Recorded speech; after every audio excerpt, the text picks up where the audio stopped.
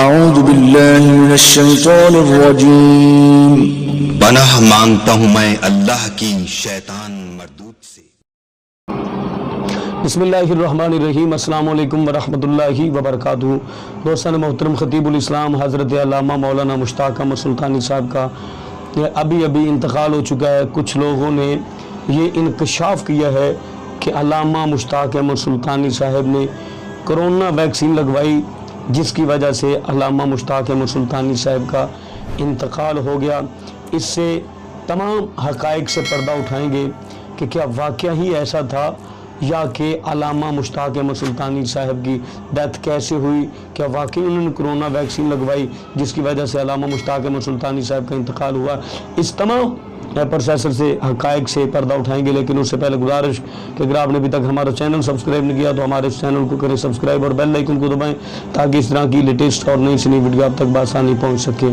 برادران اسلام، بہت افسوس کی بات، بہت دکھ کی بات کہ عالم اسلام کا بہت بڑا نام عالم اسلام کا حافظ محمد مشتاق احمد سلطانی صاحب، جن کا پوری دنیا میں ایک نام تھا اور ساری زندگی انہوں نے لوگوں کے دلوں میں رسول اللہ صلی اللہ علیہ وسلم کی محبت پیدا کی، اور رسول اللہ صلی اللہ علیہ وسلم کا عشق، اولیاء کرام کا عشق اور اللہ رب العزت کی وحدانیت لوگوں کے دلوں میں اپنی آواز کے ذریعے، اپنی آواز کے جادو کے ذریعے انہوں نے لوگوں تک پہنچائی، اور بہت سارے غیر مسلم، عیسائی اور دیگر غیر مسلم لوگ جو ہیں ان کی آواز سن کے، ان کے بیانات سن کے، ان کے خطابات سن کے بہت سارے غیر مسلم دائرہ اسلام میں داخل ہوئے، اور دائرہ اسلام میں داخل ہو کر انہوں نے اسلام قبول کیا۔